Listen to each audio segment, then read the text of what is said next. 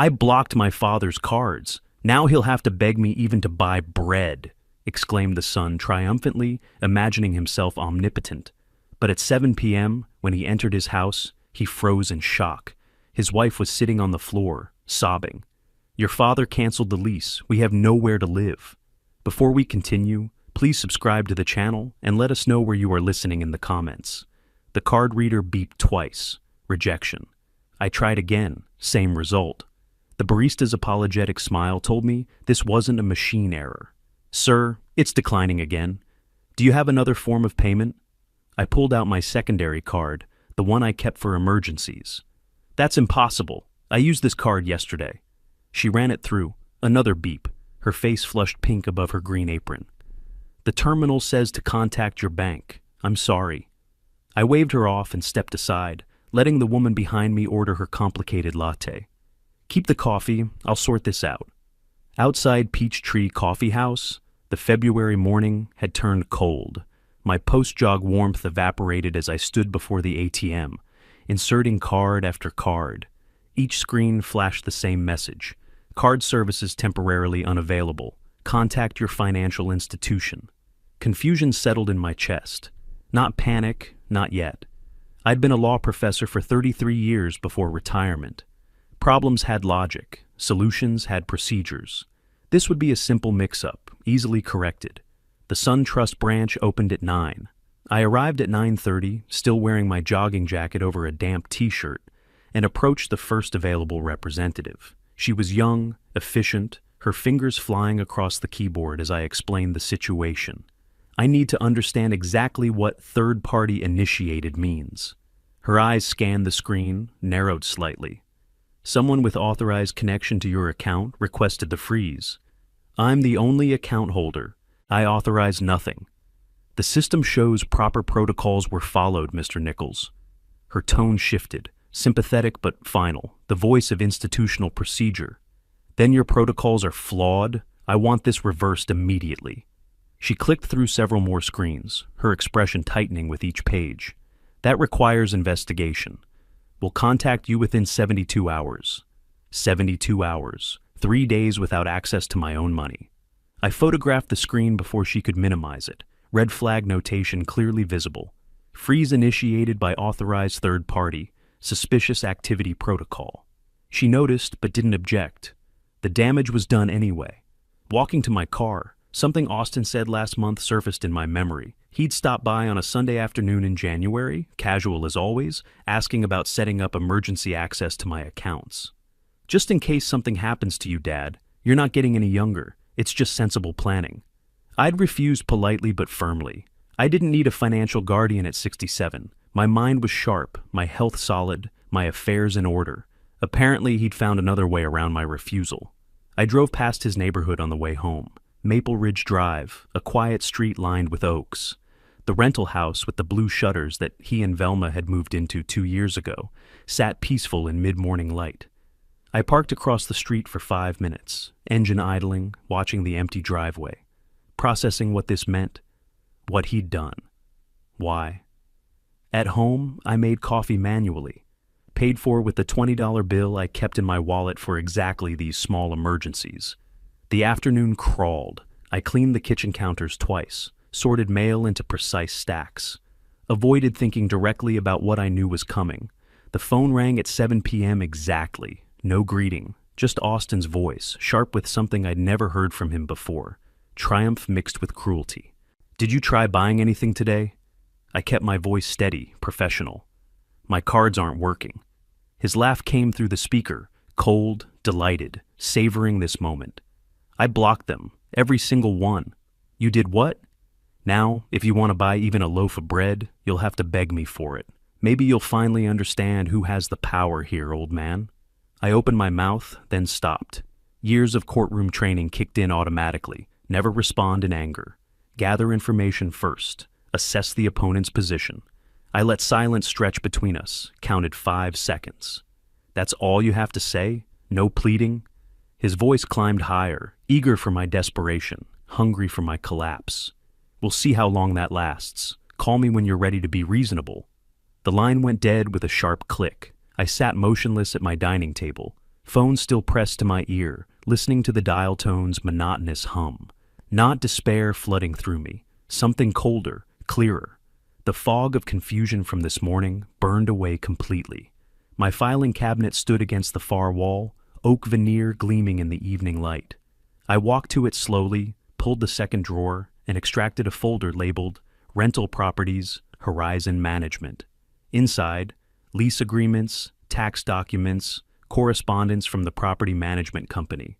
I spread them across the table methodically, found the document I needed, address, 2847 Maple Ridge Drive, tenant names, Austin Nichols and Velma Nichols. Lease term, month to month, renewed automatically since 2023. Landlord name, Orrin Nichols Trust. I pulled the property file from my cabinet and spread the documents across my dining table. Lease agreement, monthly payment history. Landlord, Orrin Nichols Trust. Austin had no idea he'd been living in my house for 2 years. The document stared back at me from my dining table. Lease agreements, property deeds, bank statements. Austin had no idea he'd been living in my house for 2 years. I pulled my legal pad closer and began writing, the familiar weight of the pen grounding me. 3 a.m. arrived before I noticed. My hand cramped from holding the pen, pages covered in notes, timelines, legal citations, scratched in the shorthand I'd developed in law school 40 years ago. Austin's January visit requesting account access. Velma's sudden interest in my retirement portfolio last Thanksgiving. Asking detailed questions about dividend yields. The casual questions about making things easier for me. About simplifying my finances. A pattern emerging like photographs, developing in chemical solution. I'd spent 3 decades teaching students to see patterns in case law, to connect seemingly unrelated facts into coherent narratives. This case was mine now. At 6, I abandoned the pretense of sleep. My home office computer hummed to life, monitor casting blue light across stacks of legal texts. I photographed every document, phone aimed carefully, lighting adjusted to eliminate glare, files saved with systematic precision. Evidence just card block, feb15.jpg. Property lease, austin.pdf. Bank statements, octfeb.xlsx. Muscle memory from hundreds of case preparations over the years. By 9, I'd downloaded 6 months of bank records and accessed the university library database. Retired faculty privileges I'd never expected to use this way. Georgia Code, paragraph the 1684, theft by deception. Paragraph 165100, exploitation of elder persons. I highlighted sections with yellow marker, scribbled margin notes in my precise handwriting, confirmed what I'd suspected through the sleepless night. One-party consent recording. Georgia allowed it without question. Austin's threat was documented, legal, usable in any courtroom in the state. I picked up my phone and dialed a number I hadn't called in 5 years. Logan, it's Orrin Nichols. I hope I'm not calling too early. Professor Nichols! Logan Grant's voice warmed immediately, genuine pleasure evident. Never too early for you. What can I do for you? I'm working on a case study about elder financial exploitation. Could I consult you about legal procedures? Of course. Family law is my specialty now, thanks to your contracts course pushing me in that direction. Still making me proud. Are you available this afternoon? For you, absolutely. 2 o'clock work? At 2 exactly, I sat in my office with notes arranged before me in neat rows, phone on speaker. Logan's enthusiasm hadn't dimmed since his law school days when he'd filled the front row of my lecture hall. Hypothetically, I began, voice casual, if an adult child illegally blocks a parent's bank access, what's the proper response? That's elder financial abuse under Georgia law, criminal offense if proven with sufficient evidence. What about documentation requirements? Recordings if legal in your jurisdiction, bank statements showing unusual activity, witness statements if possible. He paused, curiosity creeping into his tone. Professor, you're really going deep on this case study. I want it realistic, grounded in actual procedure. What about civil remedies? The parent could pursue damages, restitution, but criminal charges send a stronger message about societal boundaries and deterrence. I wrote faster, filling another page. Interesting. What if the parent also owned property the child rented? Silence stretched for 3 seconds. Then, that's separate leverage entirely. Standard landlord rights apply, termination with proper notice according to state statute. How much notice in Georgia? 60 days for month-to-month tenancy. But, Professor, this is quite a detailed hypothetical you're constructing. You know how I am about details, Logan? Precision matters. After we hung up, I stared at my notes. 5 pages in shorthand. The old skill still sharp despite years of disuse. I transferred key points to a fresh sheet, organizing them into 3 columns with ruler straight lines. Evidence, timeline, actions. Phase 1, document everything, file police report, establish clear pattern of financial interference. Phase 2, serve 60-day lease termination through property management, legal, clean, unavoidable. Phase 3, prepare evidence package for potential criminal charges. Let Austin see the machinery of consequences grinding forward. I opened my safe, the small one bolted beneath my desk that Austin didn't know existed, and counted $4,200 bills, emergency fund accumulated over years. I drove to Credit Union of Georgia, walked in with cash and identification, and opened a new checking account in 30 minutes flat. Austin could block what he knew about. He couldn't block what he didn't. That evening I called Horizon Property Management and reached their after-hours line. This is Orrin Nichols. I own the property at 2847 Maple Ridge Drive through my trust. The agent's voice was professional, carefully neutral. Yes, Mr. Nichols, how can I help you? I'd like to terminate the current lease. What's the procedure? Is there a violation of terms? No violations. I'm simply choosing not to renew the tenancy. For month-to-month tenancy, we require 60 days written notice to tenants. I'll come by tomorrow morning to file formal notice. What time do you open? 8 a.m. sharp. Bring property ID and trust documentation. I'll be there at 8.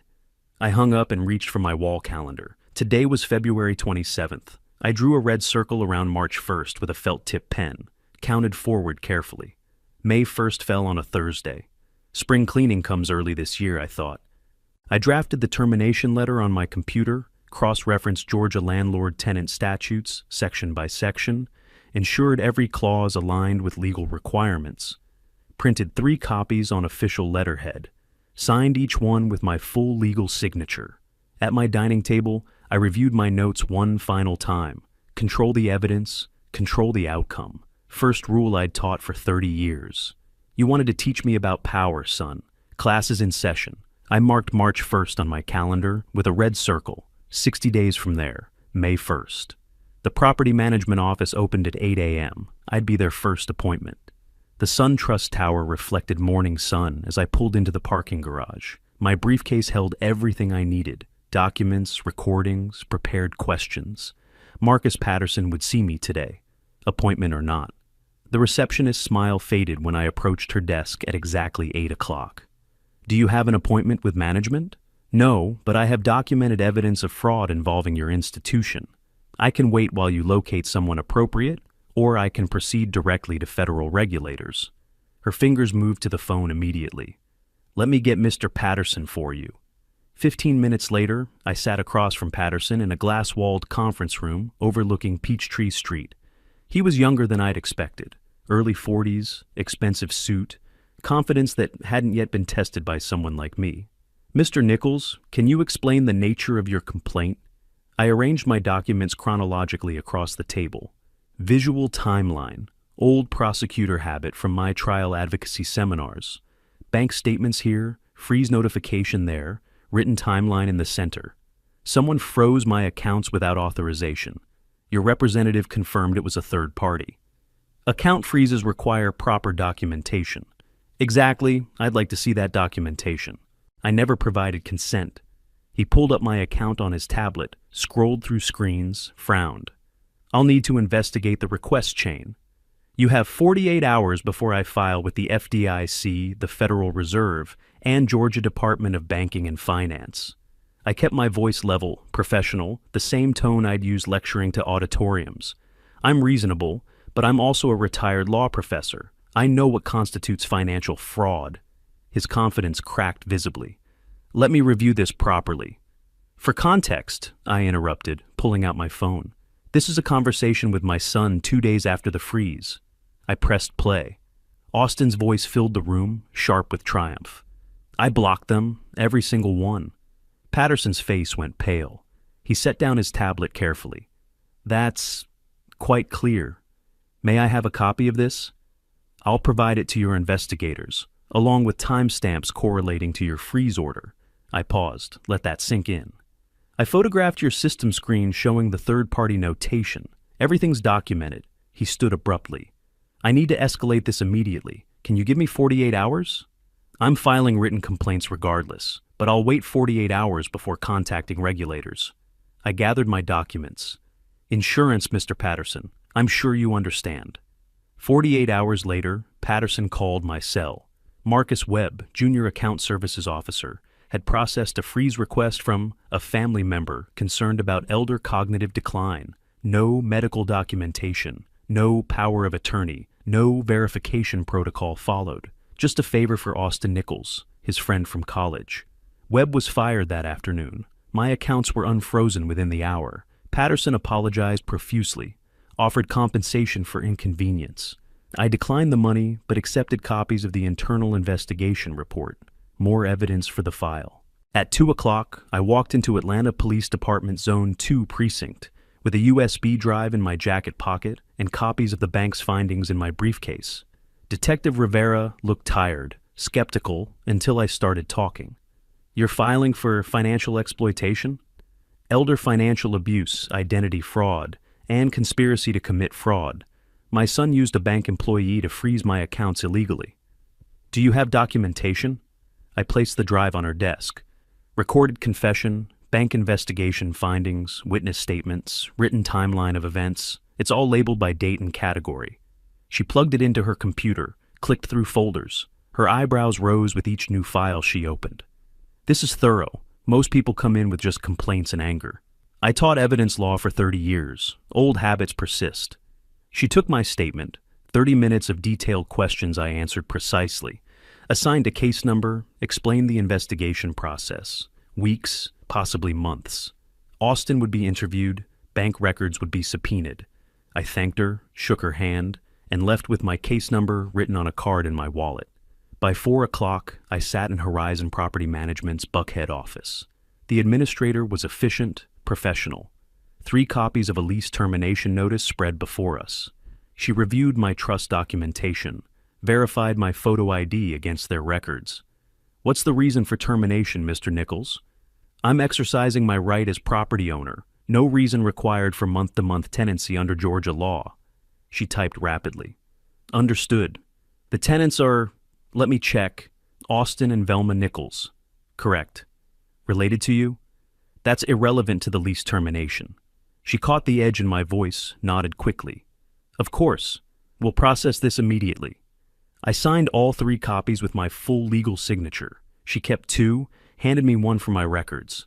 Notice effective today, March 2nd. Tenants must vacate by May 1st. We'll send certified letter requiring signature within 3 business days. When will tenants receive notification? Certified mail, typically delivered within 5 to 7 business days, sometimes faster. I did the math driving home through afternoon traffic, mid-March at the earliest. Austin would spend the next 2 weeks believing he still had leverage, still had control, still had me cornered. Let him enjoy the illusion while it lasted. At my dining table that evening, I updated my legal pad with 2 check marks, cards restored, eviction filed. The property management letter would arrive at Austin's house in 5 business days. He'd be checking his mail for threatening letters from me, never suspecting the threat was already there. The coffee was still hot when my phone rang. Austin's name on the screen, exactly on schedule. I'd been expecting this call since the bank restored my cards 3 days ago. No greeting, just fury. What did you do? I sipped my coffee, let him wait. Good morning to you too, Austin. Don't play games. Marcus got fired. The blocks are gone. Marcus participated in financial fraud. Actions have consequences. You're destroying people's lives. I'm protecting my own. You should have considered consequences before blocking my accounts. Silence stretched. Then, lower, dangerous. This isn't over. No, I agreed. It's not. He hung up. I saved the call recording, added it to my evidence folder, and returned to my coffee. 2 hours later, my phone buzzed with a text from Austin. "You'll regret this." Then another. "I'll make sure everyone knows you're unfit." Another. "You won't have $1 left when I'm done." I screenshot each message. 23 texts arrived over the next 2 days, each one angrier than the last. That house, that pension, all of it should be mine. I saved them all, organized by timestamp, noting the escalating aggression, a pattern developing, evidence of harassment. On March 14th, my phone rang again. Velma this time. "Dad, it's Velma." She'd never called me that before. I waited. "Austin mentioned you had some confusion with your bank accounts." "No confusion, deliberate fraud, which is now under police investigation." Her voice shifted, became syrupy. "Now, let's not be dramatic. Sometimes at our age, we misunderstand these things." "Stop. I'm 67, not senile. My cognitive function is perfect." "Of course. I just meant we could help organize things, make them simpler for you." "My finances are organized. Your concern isn't needed or welcome. We're just trying to help. Don't contact me again."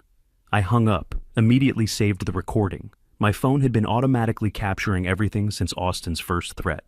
Georgia's one-party consent law was proving very useful. That afternoon, my brother Robert called. "Orrin, Austin reached out. Said you've been having memory problems?" I closed my eyes, counted to 3. "Robert, I'm in excellent health and full mental capacity. Austin is spreading false information as retaliation for a legal matter between us." "Legal matter?" "He committed financial fraud. There's a police investigation. He's trying to discredit me preemptively." Robert's voice hardened. "He told me you'd accused your bank of fraud when there was none. Made you sound paranoid." "The bank fired an employee for illegally freezing my accounts at Austin's request. I have documentation." I paused. "Did he contact anyone else?" "Your cousin Sarah, maybe Jim from your old department." I spent the next hour writing emails, polite, factual, firm. "I'm in excellent health. Any claims otherwise are false. If you have concerns, call me directly." The next morning, I visited my doctor. Dr. Chen had been treating me for 15 years, knew my medical history inside out. "Orrin, what brings you in?" "I need a cognitive assessment and written statement of mental competency." She frowned. "You're one of the sharpest people I know. What's this about?" "My son is claiming I'm incompetent. I need documentation proving otherwise." Her expression shifted to understanding. "Ah, family dispute over finances?" "Something like that." She ran me through the Montreal Cognitive Assessment, perfect score, memory tests, problem-solving exercises, executive function evaluations. All normal for my age, most well above average. She wrote a detailed letter on official letterhead. "Mr. Orrin Nichols demonstrates full cognitive capacity, excellent memory function, and sound judgment. There are no indicators of dementia, cognitive decline, or impaired decision-making ability." I added it to my evidence file. That evening, I forwarded Austin's defamatory emails to Logan Grant with a note. Adding to evidence file, thoughts on civil defamation case? Logan called within an hour. "Orrin, this is serious. He's claiming you're incompetent to multiple parties." "I have medical documentation proving otherwise." "Smart. That's actionable defamation if damages occur." He paused. "Are you building a civil case?" "I'm building leverage. Be careful." He sounds desperate. "Desperate people make mistakes, Logan. I'm counting on it." I checked the certified mail tracking number for the 20th time that day. Delivery attempted March 14th. Nobody home. Attempted again, March 15th. Nobody home. Tomorrow they'd leave a notice and Austin would have to collect it from the post office himself. He'd sign for it, open it, and discover he'd been living in my house for 2 years. I checked the tracking number for the certified letter one more time. Delivery attempted yesterday, again today. Nobody home to sign. Tomorrow they'd leave a notice, and Austin would have to collect it from the post office himself. Logan Grant's office overlooked downtown Atlanta from the 15th floor. I spread my evidence binder across his conference table. 3 rings, 9 tabs, 200 pages. He whistled low when he saw the organization. "Professor, I've reviewed everything. This goes beyond civil matters." "How far beyond?" "Criminal prosecution territory, multiple felonies under Georgia law." He flipped through tabs, stopping at the recordings section. Elder exploitation under Section 16-5-100 carries 1 to 20 years. Computer fraud for the banking manipulation. Criminal intimidation for those texts you documented. What's the likely outcome if charges are filed? With this evidence, conviction probable, prosecutor's dream case, everything documented, timeline clear, victim credible. He tapped the binder. Could be probation, could be prison time, depending on how aggressive the DA wants to be. I watched traffic move silently 15 floors below. I don't want him in prison. I want him to understand consequences. Then you want a plea deal with conditions, restitution, probation, community service. Logan closed the binder carefully. Prosecutors love cooperative victims with organized evidence. You're giving them an easy win. 3 days later, I delivered a copy to Detective Rivera at Zone 2. She paged through it slowly, pausing at each tab section, taking notes on a yellow pad. Mr. Nichols, this binder is more thorough than our detectives usually compile.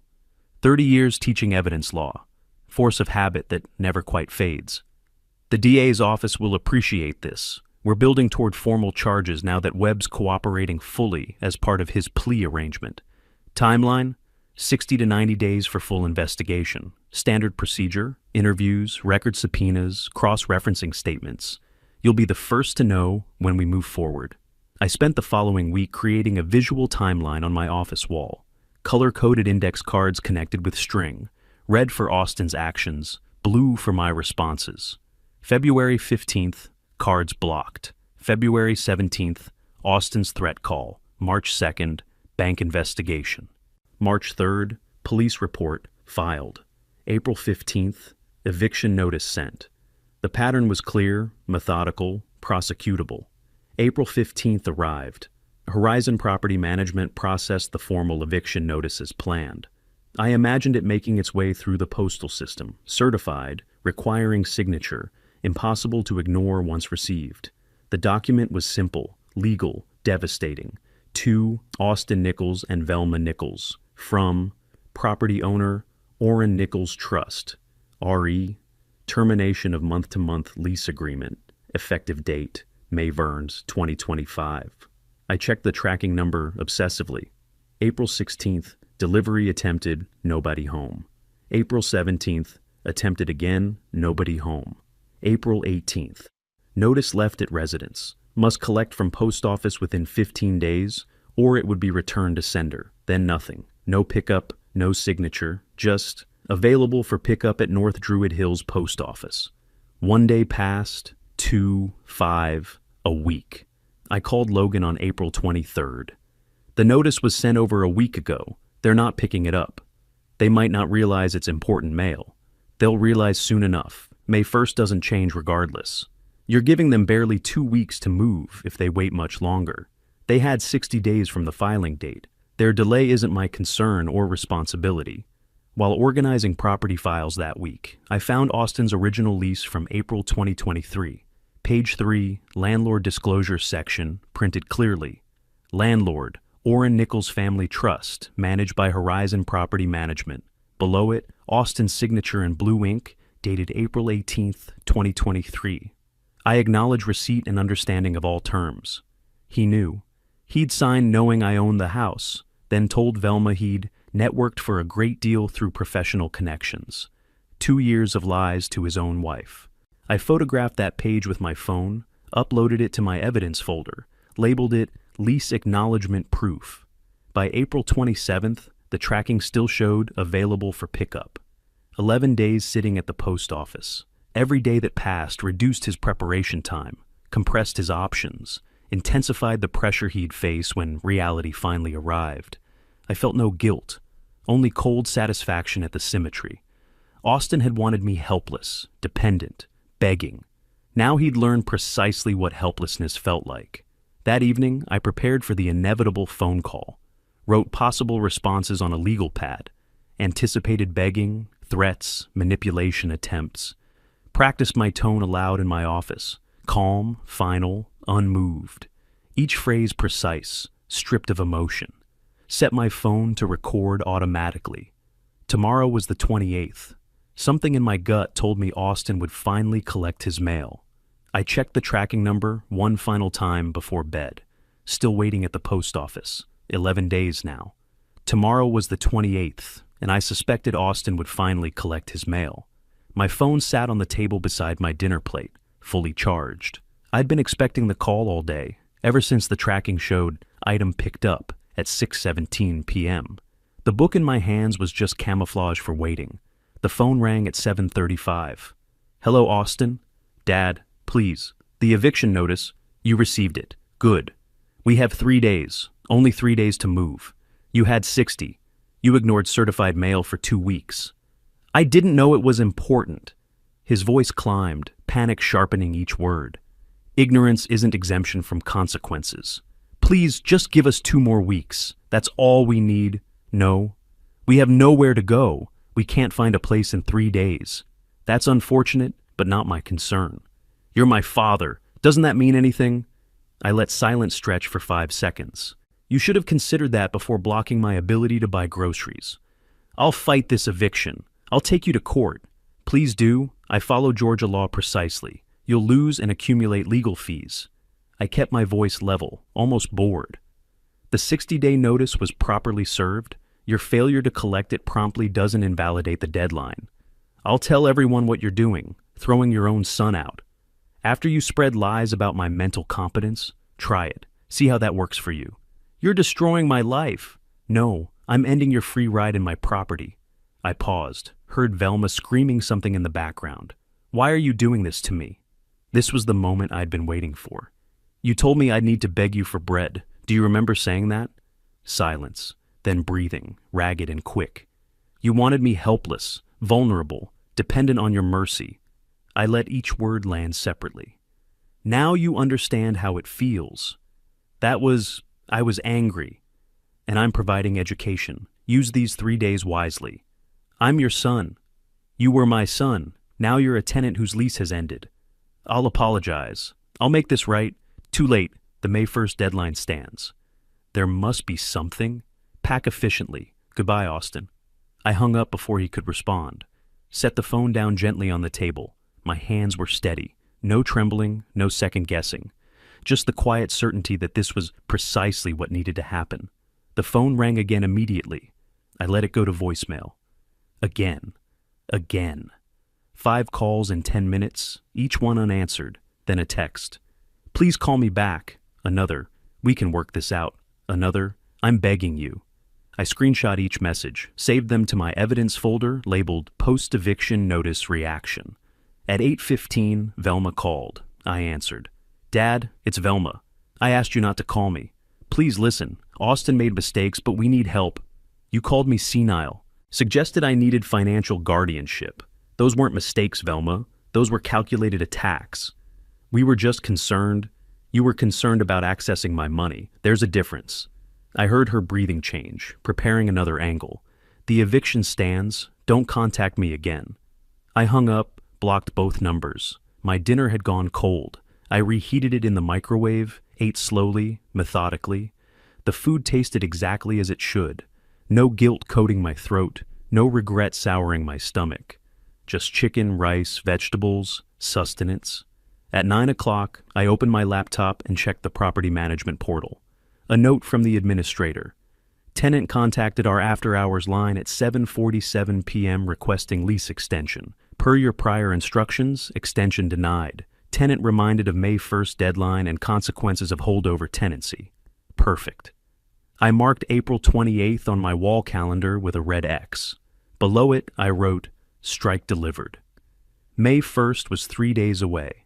72 hours for Austin and Velma to pack 2 years of life, find temporary housing, confront the reality that actions have consequences.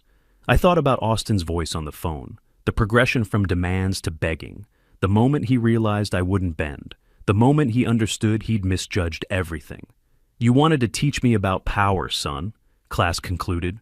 I heard Velma screaming in the background before Austin hung up, something breaking, glass shattering. I set my phone down and marked the date on my calendar, April 28th. 3 days until May 1st, and they'd finally understood what consequences felt like. The U-Haul truck in Austin's driveway looked smaller than he'd hoped. May 1st had arrived, and I watched the sun rise knowing he had until midnight to vacate. I didn't drive by to witness it. No need for that kind of satisfaction. Logan called at 9 with an update from the property management company. The eviction's proceeding smoothly. They confirmed Austin loaded the truck this morning, final walkthrough scheduled for tonight. And the criminal complaint? Filed with the DA yesterday. Elder Abuse Unit assigned it to ADA Jennifer Palmer. She's already reviewing Webb's cooperation agreement. I set down my coffee, felt the weight of what came next. Timeline? 60 days for formal charges, maybe less. This case has everything they need. Documented evidence, cooperating witness, clear victim impact. By noon, I knew Austin had loaded the truck and left. A former neighbor texted, "Saw your son moving out this morning. Looked rough. Everything okay?" I didn't respond. The new apartment Austin found was in East Atlanta, 600 square feet, third floor walk-up, $1,850 a month. I learned this from the property management's final report, not from him. First month, last month, security deposit all due up front. $5,500 total. His savings nearly depleted in one transaction. Over the next week, complete silence from Austin's end. No calls, no texts, no attempts at contact. But Logan kept me informed about the investigation's steady progress. May 8th, Austin consulted an attorney about challenging the eviction. David Morrison reviewed the case for 2 hours, then delivered the verdict. Your father followed Georgia law precisely. Proper notice, correct timeline, legal grounds. No basis for challenge. Morrison also identified the deeper problem Austin faced. The account freezing. That's felony elder financial exploitation under Georgia code. You need a criminal defense attorney, not me. May 9th, Logan personally delivered my formal complaint to the Fulton County DA's office. Complete evidence package. Recordings with timestamps, bank investigation findings, Marcus Webb's termination records, threatening text messages, detailed timeline of events. Everything organized in a 3-ring binder, tabbed, indexed like a trial exhibit. Detective Rivera pulled the case immediately. I remember Mr. Nichols. Excellent documentation when he filed the initial report. Let's bring in the bank employee for formal questioning. May 12th, Marcus Webb sat across from Rivera in an interrogation room at Atlanta PD. Already fired from SunTrust, already facing his own criminal charges, Webb had every incentive to cooperate fully. Walk me through how Austin Nichols first approached you about this. Text message. Said his father was making bad financial decisions. Needed intervention. Did you verify these claims through any official channels?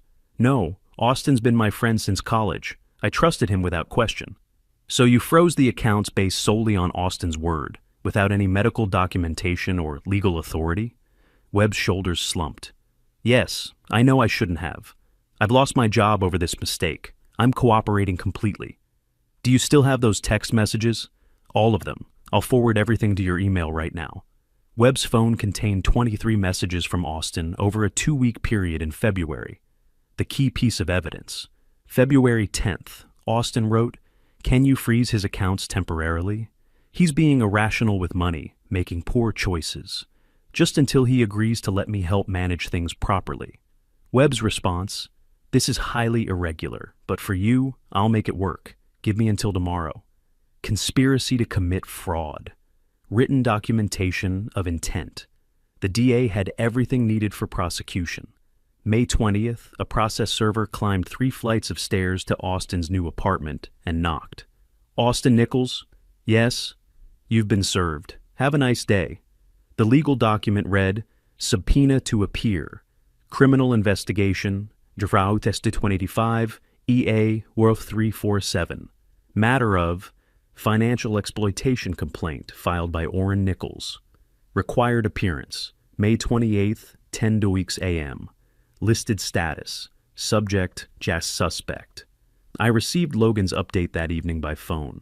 The investigation was accelerating faster than typical cases. Webb's complete cooperation made everything straightforward. Formal charges likely filed within 3 weeks instead of the usual 2 months.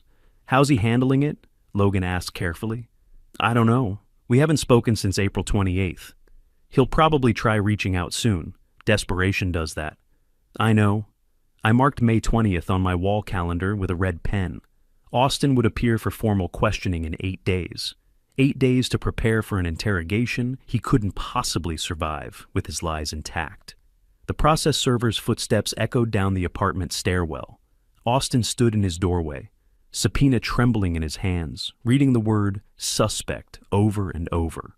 I imagine Velma's voice from inside. "What have you done now?" Detective Rivera spread 23 screenshots across his desk, each one a text from Austin requesting the account freeze. 2 weeks after receiving the subpoena, Austin had appeared for questioning, and now the investigation was entering its final phase. I received Logan's update by phone. They have everything they need. June 3rd. Rivera and ADA Jennifer Palmer reviewed the complete case file in her downtown office. 23 messages requesting the account freeze. Palmer tapped the printouts with her pen, plus 3 phone calls we confirmed through phone records, all within a 10-day period in February. Webb's cooperation makes this airtight. Defense has nothing to work with. Rivera leaned back in his chair. Think Austin will take a plea deal? Any smart attorney will advise it strongly. This goes to trial. He's looking at significant prison time. The evidence is overwhelming. The victim, Mr. Nichols, he strike you as vengeful? Palmer shook her head slowly. Opposite. He strikes me as someone who wants justice, not blood. His statement emphasized accountability over punishment. Word spread quietly through Atlanta's legal community that week. A colleague mentioned the case to someone who'd attended one of my evidence law seminars years ago. Orrin Nichols? The evidence professor? Brilliant legal mind. If he documented this case personally, it's absolutely airtight. No special favors were granted. Just proper attention in an overloaded court system. The hearing schedule moved up. July instead of the usual September backlog. June 4th, Austin's employer sent official notification. Dear Mr. Nichols, we've been notified of an ongoing criminal investigation involving your conduct. Effective immediately, you were suspended without pay pending investigation outcome. Company policy requires this action for any employee facing felony charges. But June 2nd, Velma had already left. I learned about her departure from Austin's voicemail 3 days later, though I didn't know the full details until Logan's investigator provided them. Velma had packed systematically while Austin attended a mandatory meeting with his criminal defense attorney. Left a handwritten note on the kitchen counter. I can't do this anymore. You made choices that destroyed us, and I won't be pulled down with you. Don't try to find me. 3-hour drive north on I-75 to Chattanooga. Parents' house. Phone turned off permanently. Marriage over. June 5th, 10 o'clock at night. Austin called my number again. This time he actually left a message, and the tone was different from anything before. Dad, I know you won't answer. I know what I did was wrong. I was jealous, resentful, stupid beyond measure. Velma left me. My job suspended me. I'm facing criminal charges. I've lost everything, and I deserve every bit of it. His voice broke completely. Genuine sobs, not the manipulation I'd heard before. I'm not asking you to fix this. I need to hear your voice. I need you to know I understand now what I did to you. I'm sorry. I'm so sorry.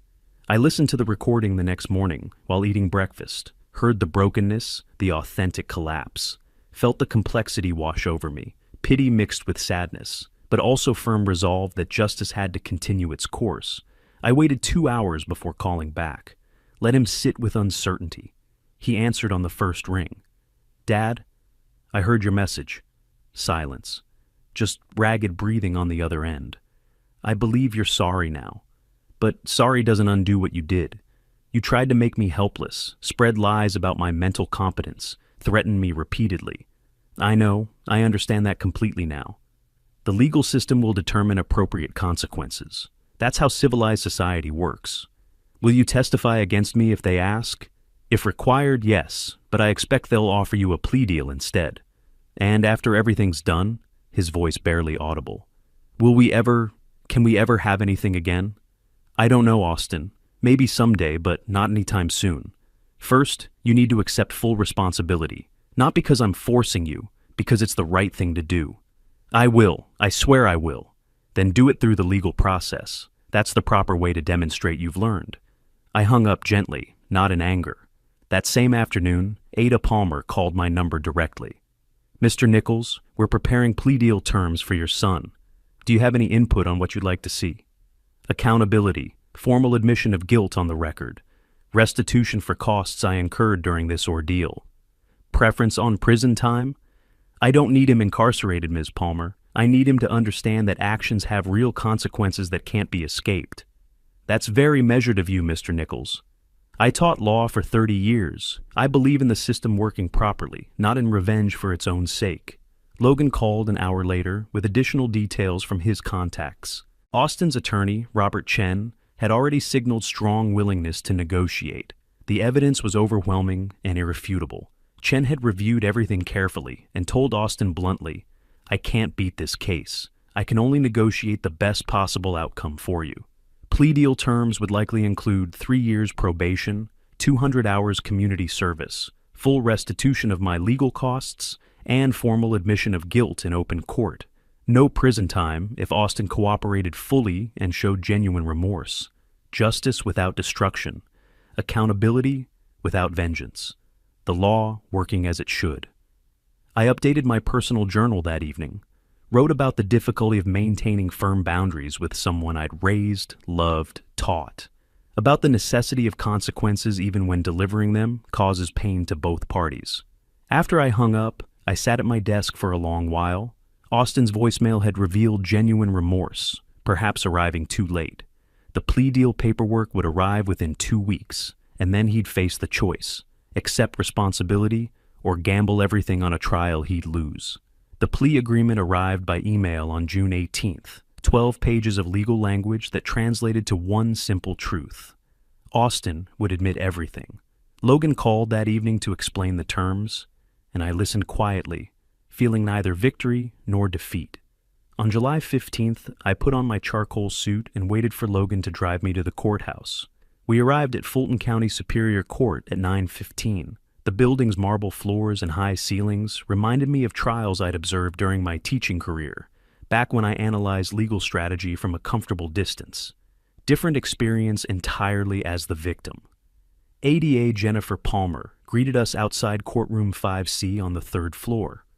"Mr. Nichols, we have a strong plea agreement. This should be straightforward." I nodded, but said nothing. Nothing about this felt straightforward. At 9:45, Austin entered the courtroom with his attorney, Robert Chen. He looked thinner than I remembered, older somehow, despite being only 38. Dark circles shadowed his eyes, shoulders hunched forward as if carrying invisible weight. He glanced toward me once, brief, desperate. I looked away, focused on the state seal behind the judge's bench. "All rise. The Honorable Judge Elizabeth Warren presiding." We stood. The judge entered, black robe flowing, expression neutral and professional. She settled into her chair, reviewed the file briefly. "Be seated." Judge Warren asked Palmer to state the charges. Case number 2025 CR 8847, the State of Georgia versus Austin James Nichols. Charges: elder financial exploitation under Georgia Code 165100, conspiracy to commit fraud, and criminal intimidation. The defendant has agreed to enter a guilty plea. The judge addressed Austin directly. "Mr. Nichols, please stand. Do you understand the charges against you?" Austin rose slowly. "Yes, Your Honor." "Has anyone forced or coerced you into this plea agreement?" "No, Your Honor." "Do you understand that by pleading guilty, you waive your right to trial?" "Yes, Your Honor, I understand." "Are you pleading guilty because you are, in fact, guilty of these crimes?" A pause. Then, "Yes, Your Honor, I am guilty." "Tell the court in your own words what you did and why." Austin's voice shook, barely audible at first. "I conspired with a bank employee to illegally freeze my father's financial accounts without authorization. My goal was to control him and force him to give me access to his money. When that failed, I threatened him repeatedly and tried to make people believe he was mentally incompetent." He stopped, swallowed hard. "I knew it was wrong. I did it because I was greedy and thought I deserved his money more than he did." "Who did you harm?" "My father, Orrin Nichols." Austin's voice cracked. "And I harmed myself by betraying the person who raised me and taught me better than this." Judge Warren's expression remained carefully neutral, but I saw her eyes harden slightly. "Mr. Nichols, your actions targeted one of our most vulnerable populations. Georgia takes elder exploitation very seriously. However, you've accepted responsibility, and the victim has indicated through his statement that he doesn't seek maximum punishment. The court accepts your plea and imposes the following sentence: probation for 2 years, 200 hours of community service at organizations serving senior citizens, restitution of $15,000 to Orrin Nichols payable in quarterly installments, and prohibition on independent financial transactions exceeding $500 without court approval during your probation period. Do you understand these terms? Yes, Your Honor. Do you accept them? Yes, Your Honor. Then this court finds you guilty as charged. Probation officer will meet with you immediately following these proceedings. The gavel fell, sharp crack echoing in the quiet courtroom. Marcus Webb's case followed immediately after a brief recess. 18 months probation, $5,000 fine, permanent ban from employment in financial services. He looked utterly broken, didn't make eye contact with anyone, just waste. 2 lives damaged by greed and stupidity, and poor choices compounding. During that brief recess, Austin checked his phone, his face drained of color, reading something on the screen. Later, through Logan's contacts, I learned it was termination notification from TechFlow Solutions. Criminal record incompatible with security clearance requirements. After final proceedings concluded, as people filed slowly toward the exits, Austin stepped toward me in the aisle. "Dad, can we talk for just—" I raised my hand without speaking, didn't trust my voice, turned and walked toward the heavy courtroom doors. Logan followed closely, his hand briefly touching my shoulder in silent support. Behind me, I heard Chen's quiet voice. "Austin, not now. Come on." Outside, July sun beat down mercilessly on the courthouse steps. Heat shimmered off the pavement. "How do you feel?" Logan asked carefully. "Sad. Satisfied that justice was done properly, but sad it came to this point." "You did what you had to do." "I know. Doesn't make it hurt any less." We drove back toward my house in complete silence. I stared out the window at Atlanta passing by, processing what I'd witnessed. Justice achieved, meticulously and completely, through proper legal channels. But I lost my son in the process, perhaps permanently. We drove in silence, the courthouse shrinking in the side mirror. Logan tried to fill the quiet with practical matters, the restitution payment timeline, the sentencing order's legal implications. But I barely heard him. Justice had been served, meticulously and completely. Yet all I felt was the weight of knowing my son would never sit at my kitchen table again. The bank notification arrived on August 10th. Final restitution payment deposited, case financially closed. I stared at the number, $15,000, and felt nothing about the money itself, only closure. The next morning, I called the University Development Office with an idea forming since those courthouse steps. I want to establish a scholarship fund, the Elder Protection Legal Scholarship, $15,000 to start. The director sounded surprised. "That's very generous, Mr. Nichols. What inspired this?" "Personal experience with elder financial exploitation. I helped myself through it. Now I want to help others avoid it entirely. The students who receive this will carry your values forward. That's the idea. Knowledge shared is protection multiplied." The university matched my contribution, creating a $30,000 endowment, generating annual awards for law students studying elder rights. Something positive from something terrible. August 14th, I signed the listing agreement for 2847 Maple Ridge Drive. The realtor suggested pricing strategies to maximize profit. I don't need maximum profit, I just need it sold. Too many painful memories in that house. Austin's deception, my calculated revenge, clean break necessary. Logan had visited weeks earlier with a proposal. The law school wants you to give guest lectures on elder financial protection. Your case, anonymized, would be invaluable teaching material. I'd hesitated. "Turn your pain into protection for others," Logan urged. "That's how you win permanently." I agreed to 3 lectures. Trial run, August 20th, an envelope arrived. No return address, but I recognized the handwriting. I stared at it for an hour before opening. "Dad, I've completed 80 hours of community service at a senior center, listening to elderly people's stories about their families. I understand what I took from you. I'm not asking for forgiveness I haven't earned. I just want you to know. I'm different now. I'm learning. If you ever want to meet, I'll be ready. If not, I understand. I love you, even though I showed it terribly." Austin. The next morning, I wrote carefully. Austin, I received your letter. I believe you're sincere. However, I'm not ready to meet, and I may never be ready. What you did damaged something that can't be easily repaired. I don't wish you harm. I hope you build a better life, but I don't want to be part of it. The legal matter is closed. Let the personal matter rest. Oren, I mailed it feeling sad but certain. August 28th, my first lecture in 3 years, University of Georgia Law School, room 204. I'd expected 30 students. 60 showed up, standing room only. The dean introduced me. Professor Nichols taught here for 30 years. He's returned to share expertise in elder law and real-world application, I began. Financial exploitation happens to 1 in 10 elder Americans, often by family members. Today I'll tell you about a case I know intimately. I walked them through the chronology, warning signs, documentation methodology, legal strategy, outcome. Students took frantic notes. One raised her hand. How did the victim stay so calm throughout? He understood that emotion without strategy fails. Strategy without emotion succeeds. Another question.